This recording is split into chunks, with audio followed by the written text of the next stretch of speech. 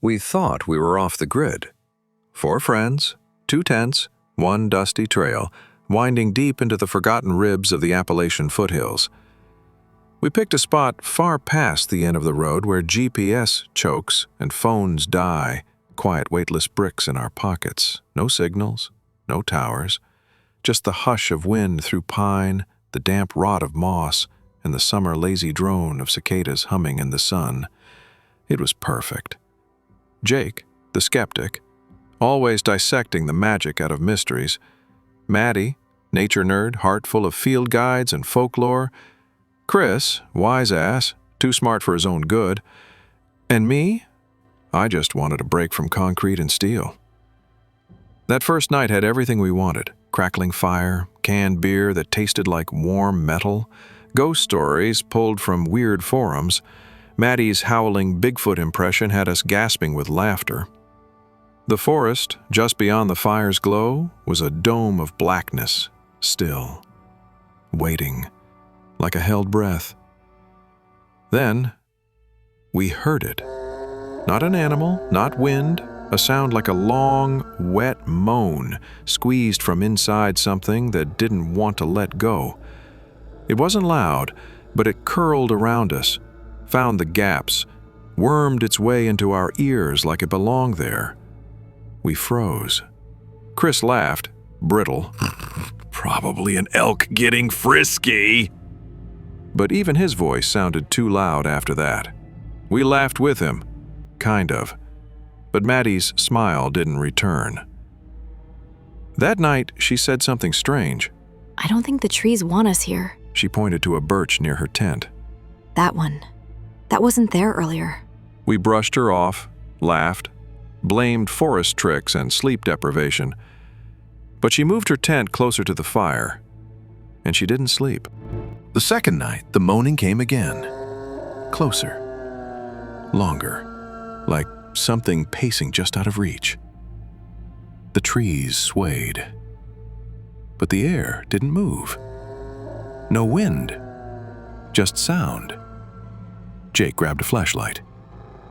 Someone's screwing with us.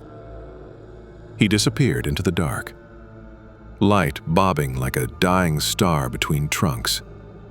We waited. Then we heard him yell. Okay, very funny, assholes. Come out and take a bow. Then, nothing. No footsteps, no answer. Just the forest. He was gone 3 hours. When he came back, his clothes were torn, damp with something black and sticky. His eyes didn't look right, set too wide, too deep, like they'd been replaced. He just kept whispering, "It wears your face. It wears your face. It wears your face." We didn't sleep, just sat by the fire with wide eyes and a slowly dying flame. At dawn, we tried to leave. The trail was gone, not overgrown, gone, like the forest had shifted its skin overnight. The landmarks we'd marked with ribbons and scratches were missing, or wrong. Trees that should have been straight were crooked, paths curved where they shouldn't. The compass spun, useless. Maddie cried. She said the trees were moving when we weren't looking, that the moss was growing backwards, that we passed the same log 6 times, but it was a little longer every time, split wider, like it had a mouth. Chris tried to joke, but it came out cracked. That night, something circled our camp. We sat back to back, tiny fire between us, listening. It never stepped in, but it breathed. Not human breath, wet breath, like lungs full of swamp water. Fast, like it needed too much air. And then, it stopped breathing, like it was listening. We saw nothing in the dark, but the trees looked wrong, tilted in.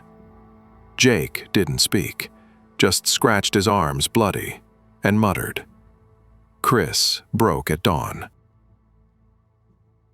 I'm done playing Blair Witch, He snapped, grabbed his half-zipped pack, and vanished into the trees. His voice echoed once, maybe twice, then it was gone. He didn't come back. Fourth night.